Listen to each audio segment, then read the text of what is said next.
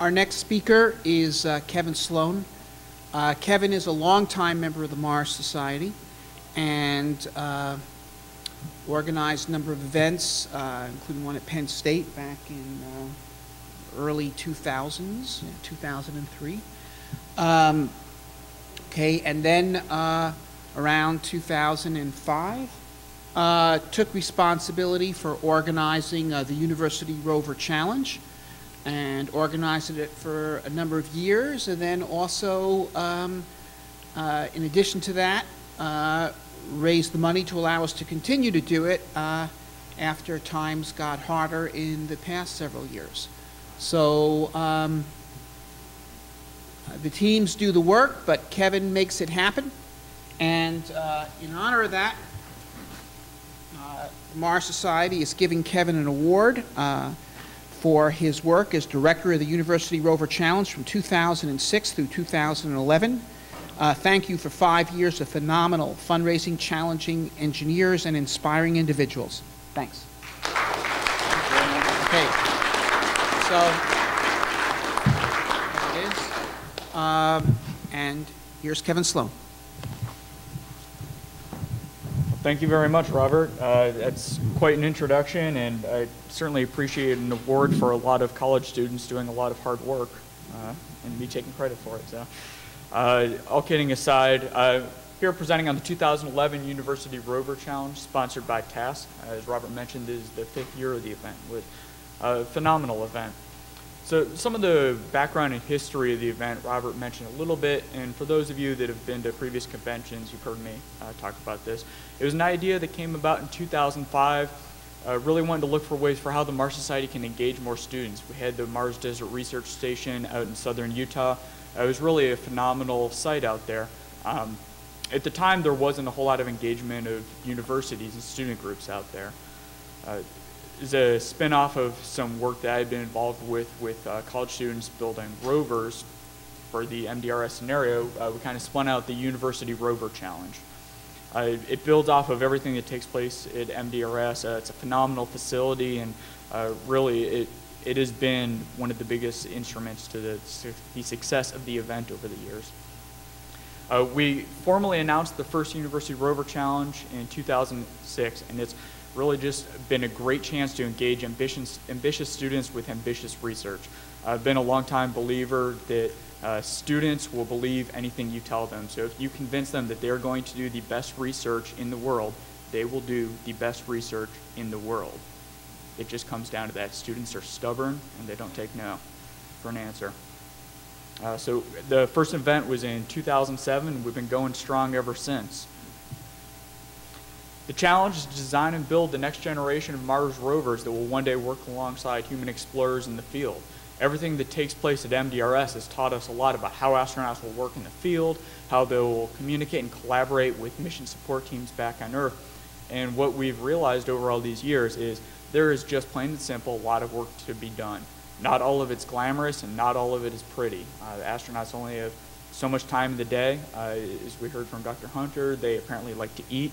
I've heard some studies that point out that astronauts also like to sleep, apparently in the evening portions of the day. So how can we use rovers to really supplement and augment the capabilities the astronauts bring out to the field? So for the teams, we give them the challenge, and of course there's a prize out there because everybody likes a little motivation. There's a cash prize, a trip to the annual International Mars Society Convention, which this year the winning team will actually be heading to the European Convention in Switzerland. And most importantly, a year's worth of bragging rights, and I think that really is probably the biggest thing for most of the teams. For 2011, there are no second thoughts or hesitations when I say this was the strongest field to date. It was the largest competition field. We had the highest retention rate, meaning we had the fewest teams drop out between registration and the actual event. We had the most international schools that we've ever had before.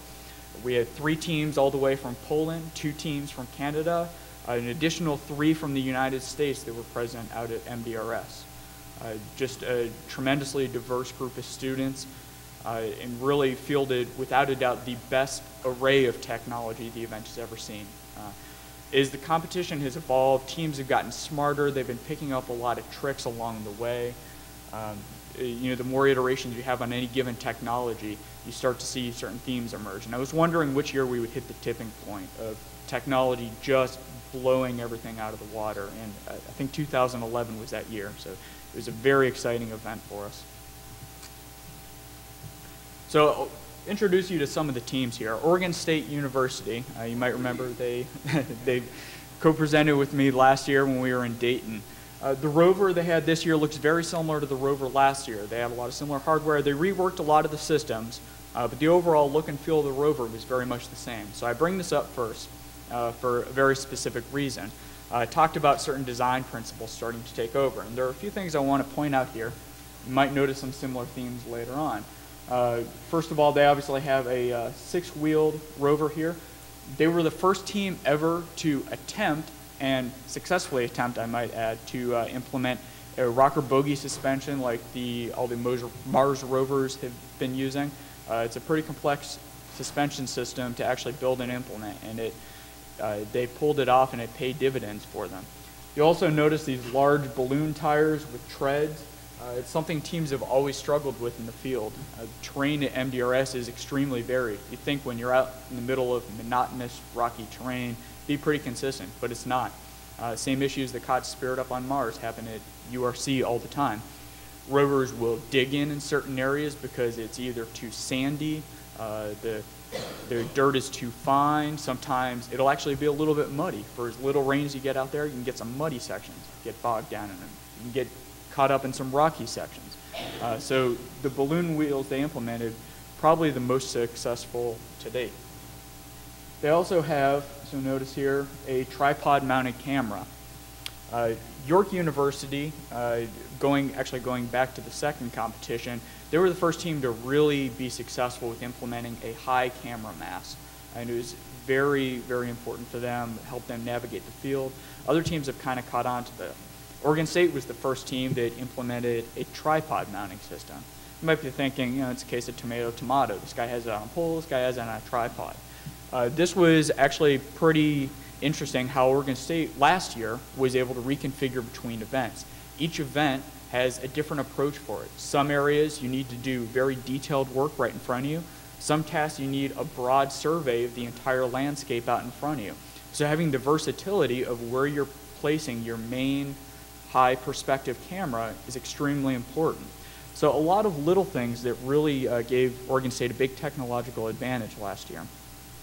So in no particular order, I'll start going through some of the other teams. University of Waterloo from Canada.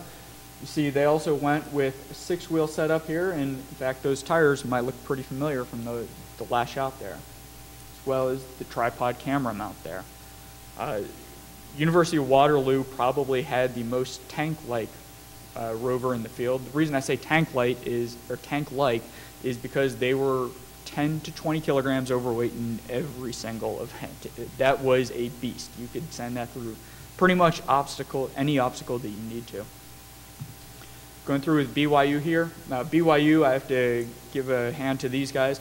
They've been at all 5 URCs. They're the only original team to have been at every single event. You can see they also adopted the balloon tires with the treads on there. They were back again with a more traditional 4-wheel system. And on to the Polish contingency. And the Polish teams were all nice enough to come up with much more easier to pronounce team names, such as Scorpio here. Made my life a little bit easier. Have the Copernicus team here with one of the largest physical volume rovers of the field this year. Now, last year, there were a couple of the teams that were combined together. The Copernicus team was combined with the Magma Team last year. It was 2 schools working together on one rover. This year, they each formed independent teams and competed. So having 3 Polish teams this year was extremely exciting. And the Magma 2 team here. And one of the things that's extremely interesting with the Magma 2 rover here, when you're looking at it, you don't really see a whole lot here. There's actually a lot more there than you can really see with this picture here, and you have to get really close to it. The majority of their rover was built out of clear polycarbonate. And I don't just mean the paneling on the rover was built out of clear polycarbonate. I mean the majority of their structure. was built out of clear polycarbonate, done with water jet cutting.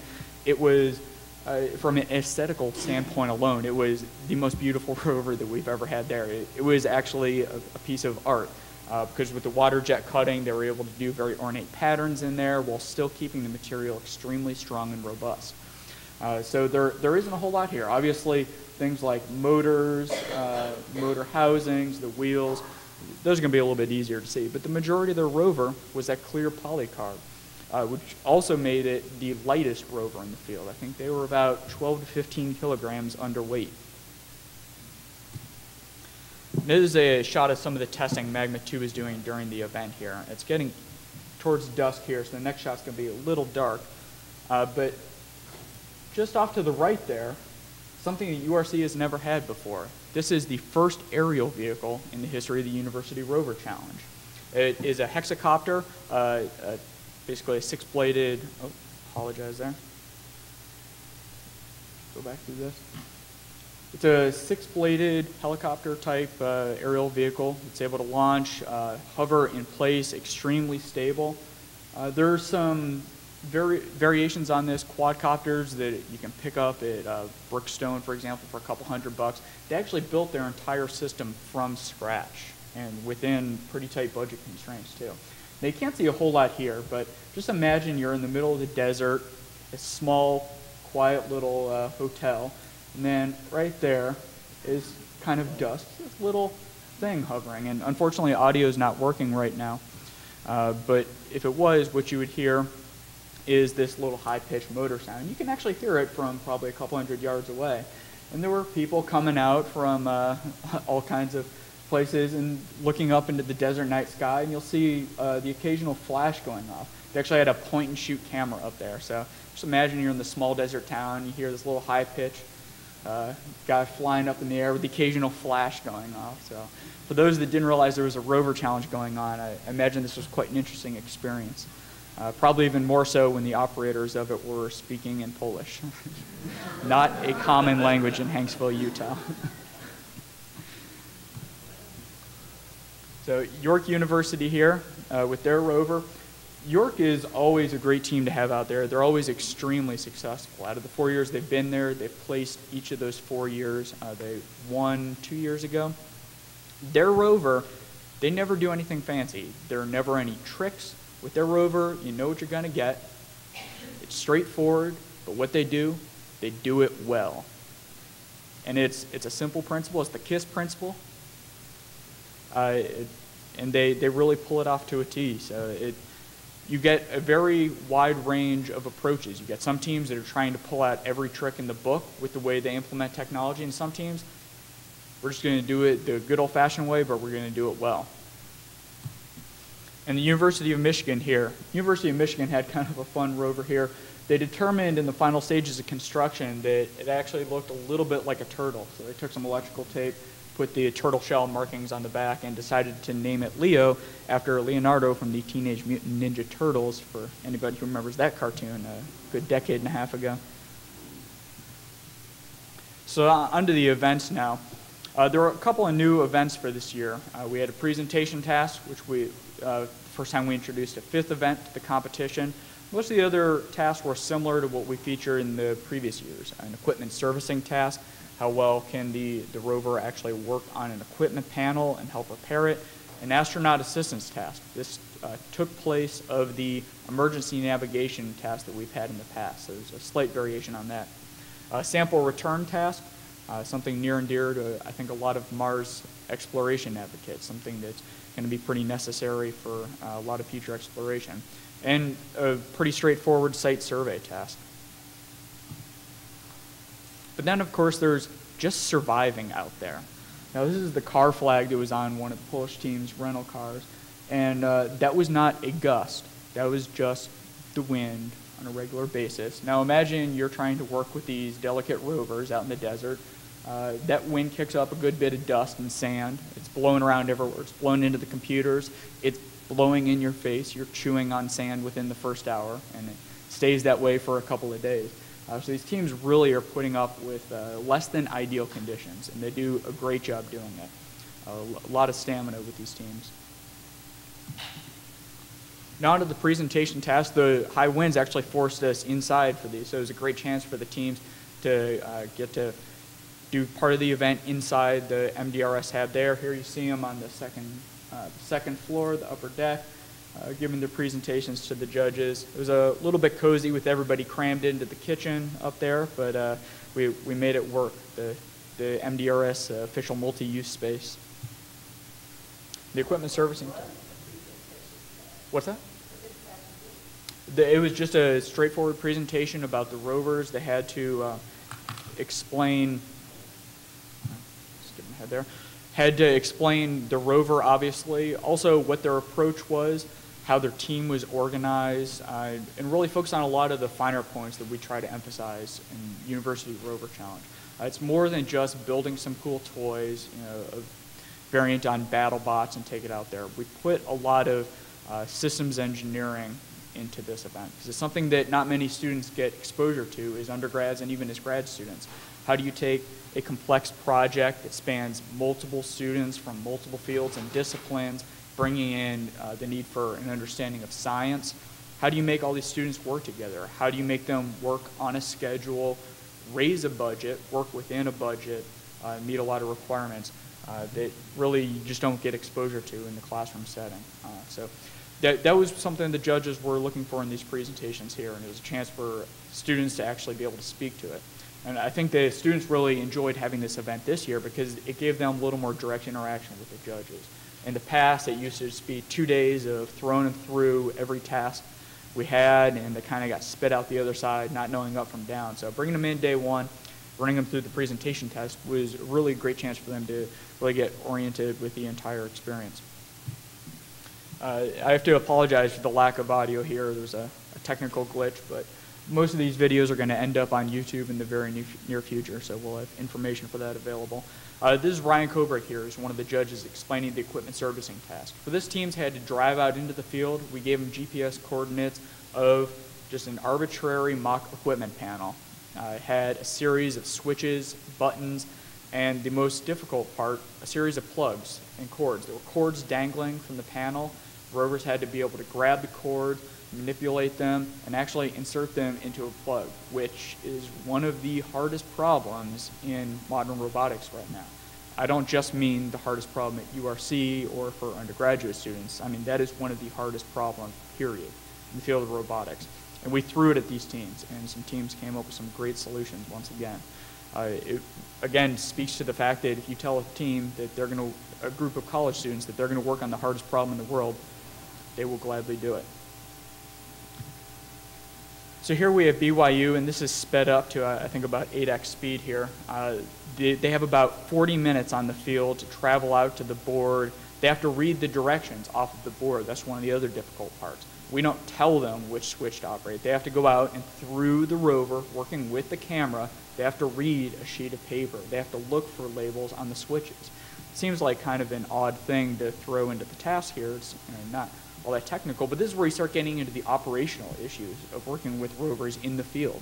If you are in the hab and you have a rover doing critical maintenance in the field, it could be any issue under the sun.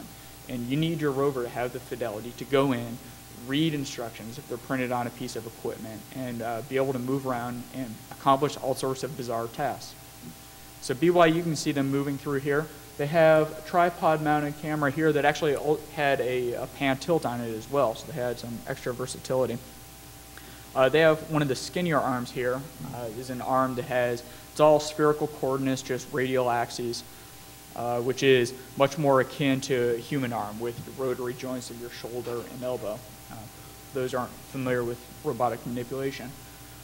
So you saw it run through a series of tasks there, had just a simple pincher on the end of it, and you saw it running through trying to flip a couple of the switches there. It's incredibly difficult having to find a switch and align yourself with it, and it's a task that we take for granted, but it is incredibly difficult to do when you're trying to do it through a rover when you're not even there watching it. You have this small little Pringles can perspective of what you're looking at. So it's BYU. This is the Magma team here. Magma took first in this event. They were extremely successful. And here you can kind of see, at just the right angle, you can see some of the water jet cutting into the polycarb that I was talking about earlier with some of the cool graphics in there. Now their arm, you'll notice, is slightly different. It's almost like a square plane on the front with Cartesian coordinate system, just moving up in a simple vertical plane, axis here, and then it was also able to punch forward. With that system, they were able to have a lot of success going in. As this video goes on, and especially, it's hard to see in this shot, there's another shot that shows it, but right here on this plane, there is a recessed panel they had to reach. And coming up here, they try to reach it, but they can't reach it. What they don't realize, right here, one of their brackets is hitting that perpendicular board. So they're driving into the board, not able to reach as far as they need to. And that again gets into some of the operational aspects that these rovers have to go through. You can't just build a rover, you have to be able to work with the rover that you built. You have to have awareness of where every single dangling appendage on your rover is. It's incredibly complex to do. Because remember, they're looking through these little cameras that are all focused forward on the board there. They can't see where their elbows are hitting as they're swinging around. So I come around to the next shot here. They were able to realign themselves, do some additional work over here. And this is where you see some of the great reach that they had on their arm. And in fact, they probably had more forward reach than any of the other teams, which really gave them a great deal of success. That was a good demonstration right there of how hard it is just to reorient yourself to the board. When you're coming in from a new direction, you need to take a new approach to, in this case, right there, reaching into that recessed little panel to get a switch and a plug. Then they run into another glitch here. I think we slow down to real time in just a second. It's coming up here is they're trying to reach in. The arm won't reach quite far enough. So they try to scoot forward just a little bit. We'll wait for it here.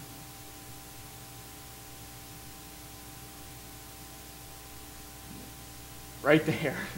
Just a small little Bronco buck, and they smashed the board there. It didn't look like much in the video. It looked like a little bit more in person, but it looked like even more when they pulled out. And it shows just how difficult some of these tasks can be and how crucial it is to be incredibly precise. When they did that little Bronco buck, they pretty much pushed a button straight through the panel, actually cracked the faceplate that we had it mounted to.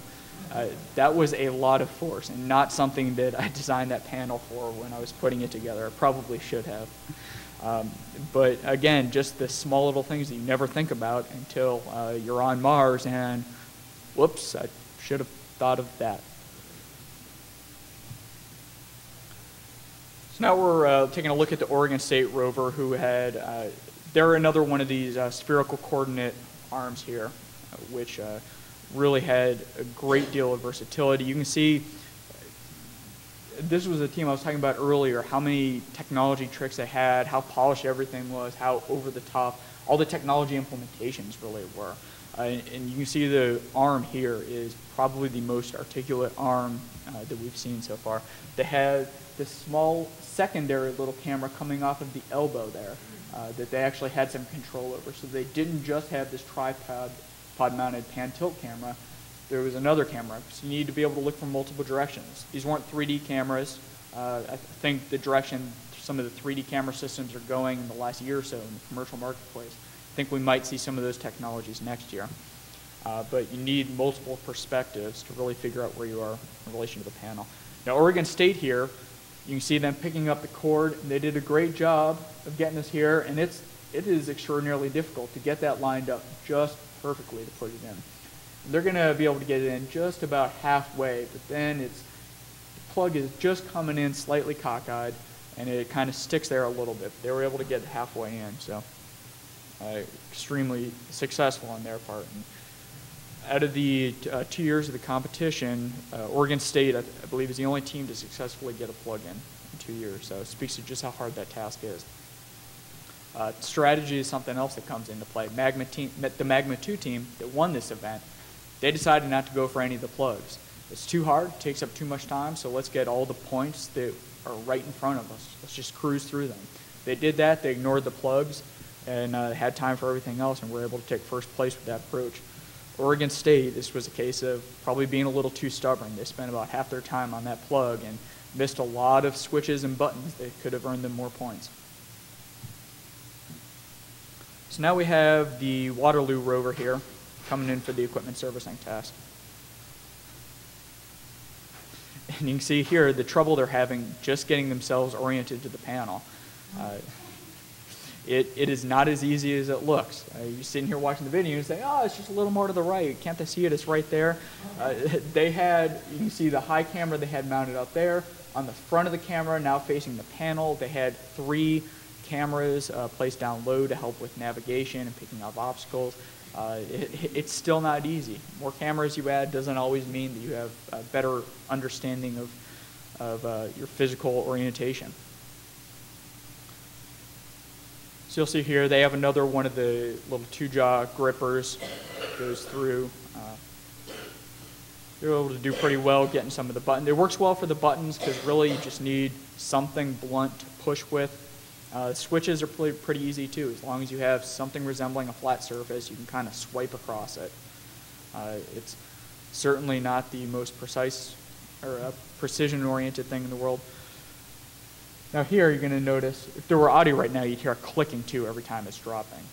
Waterloo was having a lot of success, and then you just heard click, click, click, click. And each time the arm was dropping a little bit lower and then shoot back up again. They had an issue with some of their gears slipping. The motor wasn't able to handle the full weight of its arm outstretched like that. You can see between the weight at the jaw here, some of the cameras, additional motors that they have, all the way out on that end effector. Right here, back at the elbow just couldn't support it and just started stripping on those gears. So something held them back in this event. But otherwise, they really had a tremendous arm. Now this is York here. York scrambling at the very last second to get ready for the event. The judges were breathing right over their shoulders, telling them that they needed to start the event within, I think, about 30 seconds or so. York was an interesting team to watch just in terms of team dynamics. They were really controlled chaos. You watch them right before the event and sometimes right in the middle of the event, and you would have thought they were worst enemies. They're all screaming. You get one guy in there who's kind of the drill sergeant. He's barking orders at people. You go get me this. You go get me that. You get out of here. You're in my way. And then, the team is very respectful of it, though. He's the person in charge. They've got a job to get done. It needs to get done, and he's making sure it gets done. They would go through this, and you thought they were going to start slugging it out after the event. And they'd go back to being best of friends right after that. So they were able to get the Rover running in time, and this is them out at the panel. They had a pretty successful run. Their manipulation system here is pretty similar to what was implemented by the Magma team. It kind of has that Cartesian base where the entire system here can slide along a rail horizontally to the front and vertically as well, and then they just have a small, with a couple of rotary joints, little arm sticking out the front there.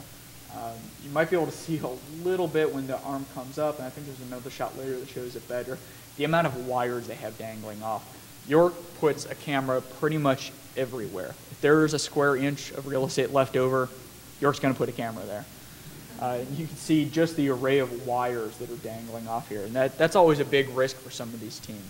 When they're working with arms that are moving around, you have cables that are dangling all over the place. The 2010 event, Magma team actually got themselves knotted in some of their wires, and amazingly enough, without being able to see anything, was able to back themselves out of this crazy bird cage that they were stuck in. So that's a quick overview of the equipment servicing task. The Astronaut Assistance task, you see it here, and this is the BYU rover. For this, you see the astronaut that's laying down here. There were 4 of those astronauts laying out in the field. We told the teams the GPS coordinates for them, and there were 4 packages that had to be deployed to these astronauts. So you'll see the rover actually dropped one of the packages. There are 2 on the back right here, and it's just a little ramp off the back, and they were just holding on with a hook, and I think it was just a solenoid release. When they thought they were close enough to the astronaut, they would release the solenoid, and it would just slide right down. So it was a pretty simple approach to deploying a package, something that I thought a lot of teams were actually going to use their arms to do, grab it out of a bin, place it down on the ground. Teams always find very innovative ways to tackle these problems. Now that right there, this was a case where I wish we had the audio for this, because there are a couple of judges and a couple of team members watching it right there. And the team that's driving the rover back in the control tent, they can't hear anything that the judges and observers are saying right here. And as they're lining up to this cliff, we can see the cliff, but we can tell by the coloration and the height that the rover's camera is at, they can't see this little drop off there. And they're staring at it, and we're all thinking, they probably don't see it. And they gun it.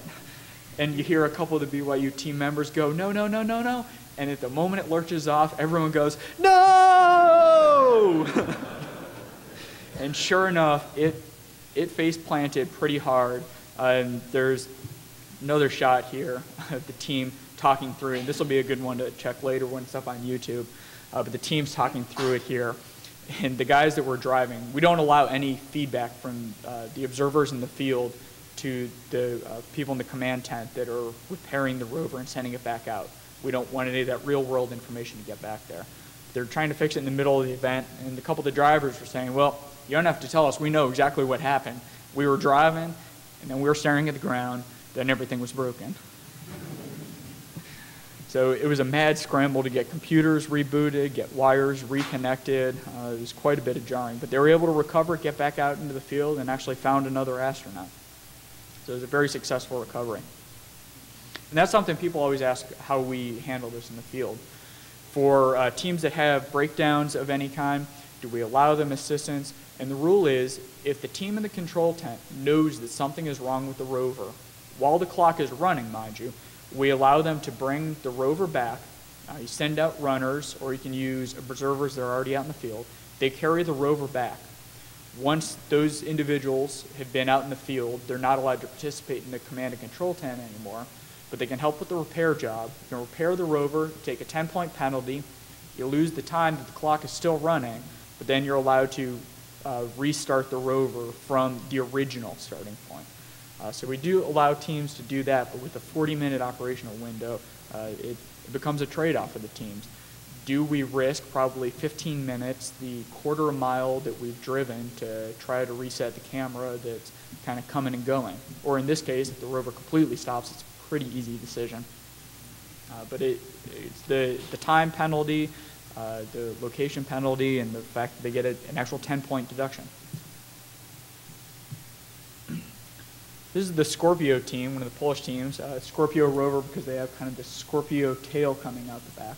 Now they very obviously got very close to this astronaut right here. You see they have a variation on the package deployment system that BYU had. BYU was holding objects on a downward ramp.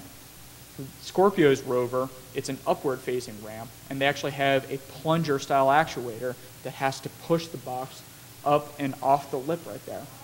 And you can see just barely, the package is right here. The plunger is fully extended, but just over the top of the package. The package was here, and the plunger kind of caught it and shot over. And they ended up spending a good deal of time. They were trying to speed forward, slam on the brakes, see if they could jerk the package off there, but no such luck. And they spent, I think, 10 to 15 minutes, and they finally had to abandon this astronaut here. I think it was kind of a tough one for them to swallow, being right there at the astronaut, ready to deploy, doing everything right, and overshooting the package by probably a half a centimeter.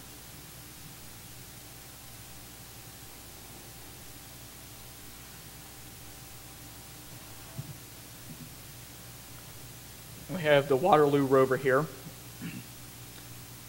And the Waterloo rover, and this would be another good one to have sound, this is where a couple of the team members are first starting to notice out of the tripod on the back here, especially the rear left one, legs of the tripod kind of hopped out of where they were being held in. Whatever clamps they had failed. The tripod's starting to get a little wobbly. You'll notice it here. Team members are starting to realize it, but they also know that the drivers in the control tent don't know this. So here they're going down a pretty rocky decline here. The tripod is in even worse shape, and it tips forward. Now they're kind of staring down. And this goes on for a little bit. And at one point, one of the observers just said, and obviously his drivers can't hear him, but he says, just go for it, just gun it. They do take his advice, not knowing that he offered it, and you'll see kind of the next little flash here of what happens when they do that. Here's where he says, just go for it. And almost like they heard him. And the rover tips forward and out.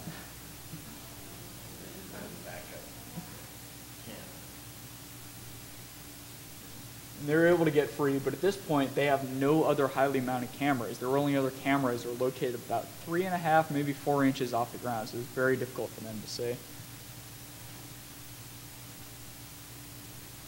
And so, not having any idea where they are at this point, they figure, let's drop a package. We might be near an astronaut.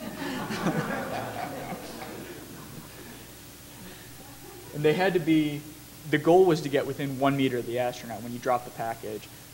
To get any points at all, they had to be within 10 meters of the astronaut. And I think they were 13, so they were actually relatively close to scoring some points, just blind dropping off the package. They did know their own GPS coordinates, so I think they might have been operating off of that assumption. So moving on to the site survey task, this is Scorpio again here. You can see these white posts right here. These are large PVC pipes. I think they're about 5 feet tall.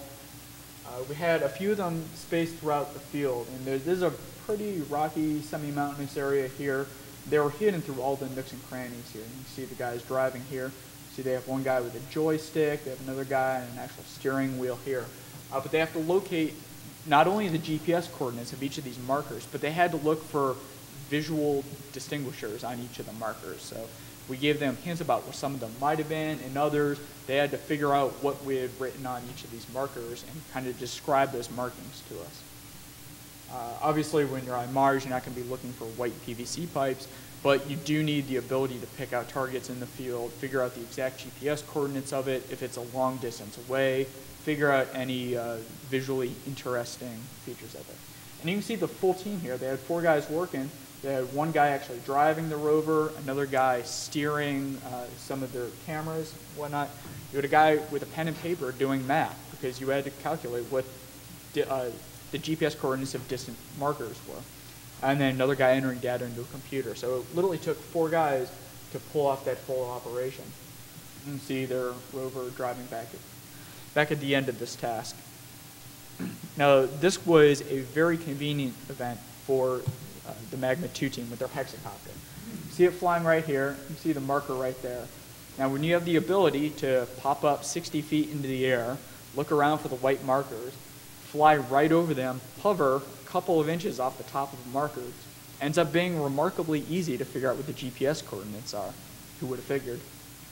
So you can see a few shots of it just zipping around the field here. And Magma 2 team really made this event look entirely too easy. Other teams were trying to figure these out just from distant observation. Some were actually trying to drive over probably a square kilometer, trying to take all the measurements they could. But when you have the ability to just pop up in the air and fly around, it gives you a lot of unique advantages. I mentioned before, this was the first aerial vehicle that we'd ever seen at URC. We'd always allowed for it at the rules, not really thinking that anybody would ever try something. But of course, students being students will always figure out the loophole that you left open. And so we try to make this event pretty close to a Mars analog. As much as we can. Obviously, these aren't going to be tested for withstanding all the conditions on Mars. But a couple of years ago, Team won with an internal combustion engine. We rewrote the rules to make it extremely difficult to implement that. You had to actually design a system that would work in the atmosphere on Mars, and then based on your design, you could still field the internal combustion engine, but there would be both budget and mass penalties against your rover for what it would take to actually field that in the correct atmosphere. This presents another challenge. A hexacopter like that, in that configuration, will not fly in the thin atmosphere on Mars. That's one of the tasks that we're working on for next year, is to figure out what tolerances we're going to allow these teams. So it'll be interesting to see what new loopholes teams find when we tweak some of the rules. And this is the Magma 2 team again here. And it's interesting because they have one guy working on a laptop. He's just entering data at this point. I think might be tracking them on GPS. But the operators, it's funny when you watch them because right over here, these guys are just staring at nothing. But you can see, of course, they've got these goggles on, which are great to use. They're little video display goggles. I think you can get similar models to work with your video iPods. for watching videos on those, but they were controlling everything through there. So it was a great advantage because they weren't dealing with glare off of large monitors. And again, this is where you have to actually think of the operational aspects of how am I actually going to work with this equipment in the field. Something students usually don't have to think about, but Magma 2 was able to come up with a great solution. So they had two guys here. One was driving the Rover, one was driving their Hexacopter around the field. They were just making it look entirely too easy. Now on to the fifth task with the presentation task. This is the sample return. And this was a pretty thorough scientific analysis of the field. Had to go out and identify samples that might be biologically intriguing, looking for various microbiotic life forms that might be in the desert of Mars that might be reminiscent of some extremophiles that you might be looking for on Mars. Based on the observations that you take, teams were required to actually pick up a physical sample and bring it back for later analysis. That analysis then had to be presented to the judges. So you can see York here, they had a pretty interesting approach on their arm. They had basically two buckets, two little clamshell buckets that they were trying to bring together that would have been terrible for picking up soil samples, but was pretty well designed for picking up rocks, assuming you pick the right rock. You can see York here is going after some relatively large rocks. That rock was about the full size of what those clamshell scoops could have contained, but when the buckets were clinched around there, they didn't have any strength left to pick up that heavy rock. They moved on to a second rock right here. There's also pretty interesting about the right size, but just did not have the strength to fully close around it and actually pick it up. This was another case of a team perhaps being a little too stubborn in the field and really going after what they thought was the ideal target. They spent the majority of their time trying to pick up these two rocks, and after that they didn't have a whole lot of time for analysis of anything else in the field. You see they make a few attempts at it here, and again, York is the team that puts cameras on just about everything. So they have a number of cameras they had on the end there, so they were able to see exactly what they were doing, but probably going for the wrong rock. Might have been the right rock scientifically, but in terms of what they could actually pick up and bring home, wasn't the right rock. This is the Magma 2 team. They're going after a lot of the smaller rocks, and they basically just went on a shopping spree out in the desert. They were rock collecting in a kind of a storm of rock scooping. They had two little suction cups at the end of this arm on kind of a little 2-pincher gripper, and just dropping them into a bucket. It was a pretty straightforward approach. You can see their arm here. There's nothing too complex about it. They took, for all the beauty they had in other events, but this event they just kept it simple, and that worked. It got the job done. So you can see the arm setting back in there, kind of recesses into the panel. And then you see them drive off to another sample and stick the arm up again, reach down, grab another sample, and they were able to drive around and within the first 15 minutes probably identify 4 or 5 samples that they were promising and they were able to pick up. You see it reaching in here. And again, you'll notice they're going for much smaller rocks than York University was going for, who was probably trying to be a little too greedy on the size. There were size constraints that the return samples had to be within. They had to be within 25 and 250 grams, and we did weigh those samples when they got back. After the samples were weighed, we gave them a period to do whatever sort of analysis they wanted to, try to test out some of the theories that they had when they originally picked the rock up. You had to have a justification for picking it up, and then you obviously want to test that out. Then they had to actually present this to some of the judges.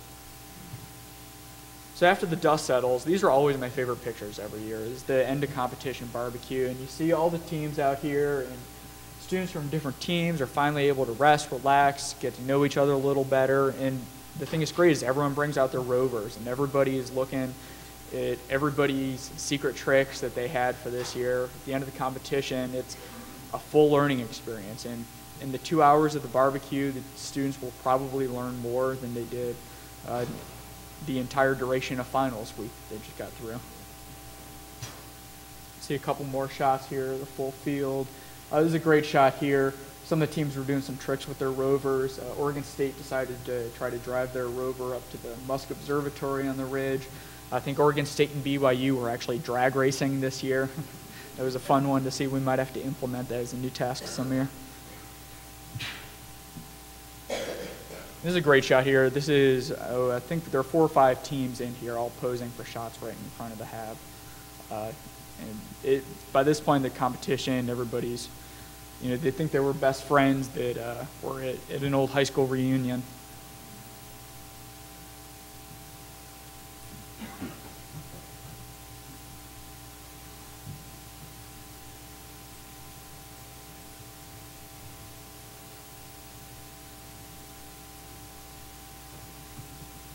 So the results. We ended up with our first champion from the other side of the Atlantic Ocean, Magma Team from Białystok University of Technology. They very clearly dominated. They had 411.3 points. Yes, the judges did break it out to tenths of a point this year, but they didn't even need that precision to figure out that Magma Team ran away with everything this year. They simply dominated. It was a tremendous performance. We had a great race for second place between York University and Oregon State. The totals are off on the right here. York ended up edging out Oregon State by 16 points. And then you'll notice down here a couple of penalties. I mentioned earlier that Waterloo had the tank of a rover. Having a tank comes with weight penalties, and those weight penalties ended up costing 96 points spread across the various events. 96, when there's a total of 500 points available, is a pretty hefty sum. And you can see, you add 96 right there, they're going to jump up a few places in the standings. So Waterloo had a tremendous rover. And really, as we went through those videos, the array of technology was just unbelievable. I think a big credit to that is the length of the event, the number of years that it's gone on, the fact that a number of teams have returned. Oregon State in 2010 really raised the bar to a place where it hadn't been before. This time last year when Oregon State was presenting, you had Oregon State and then you had the rest of the field who were violently competing for second place, and the gap was tremendous. This year, I would say all the teams were just about on the same plane. Some of the teams, I think, are maybe another year away from possibly placing and ending up on the podium at the end of the year. But it was really exciting for the Polish team. I had a chance to meet earlier with one of the gentlemen from the Polish chapter of the Mars Society, Kazimierz, I believe. And he was talking with me about how much this meant to the Polish team. This is the day they got off the plane returning to Poland. The gentleman in the suit right there would be the Prime Minister of Poland. They literally got off the plane and got to meet and have lunch with the Prime Minister. When I've said this in the past, but when I say the event is big in Poland, I'm not kidding. We're bigger than Texas big, even. The publicity they've had has just been incredible, and it's a big credit with that goes to Mateusz and some of the other folks with the Polish chapter, who year after year have been going out and recruiting new universities each year, have been helping with the teams with the logistics. Not only do these teams have to do the same technical problem that everybody else does with URC, but they also have probably the hardest import requirements. They're the only team that has to do transatlantic shipping of their rovers, dealing with customs, immigration, coming across the Canada border. That's easy. But yeah, the Polish team really does a tremendous job. So I want to thank the 10 names you see on the left there. Thanks to Robert and Mars Society for this award, but this really goes out to everybody on the left there. John Baranka, who's here with us in the front, one of our science judges, Jeff Chu, Andrew Duncan, Vernon Kramer, Ryan Kobrick, Lucinda Land, who I'm sure you've all seen flying around through the conference, Graham Lau, Eric Provo, Heather Smith, and Amanda Williams. URC is always difficult to pull off logistically. This was, without a doubt, the smoothest event that we've ever had. And the sole reason for it was the caliber of the team that I had to work out there. So I really take my hat off to all of them and thank them for everything they did. I also want to thank our sponsor, Task. They've been our title sponsor for the last 2 years.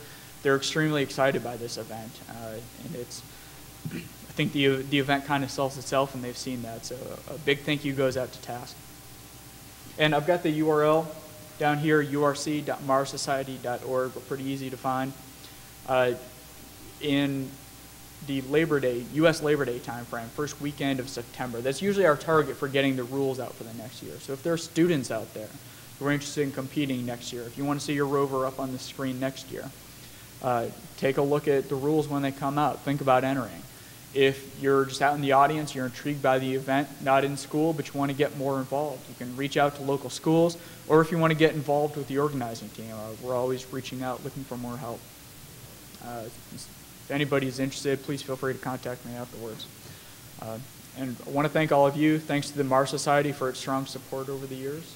And if there are any questions, I'd be happy to take them.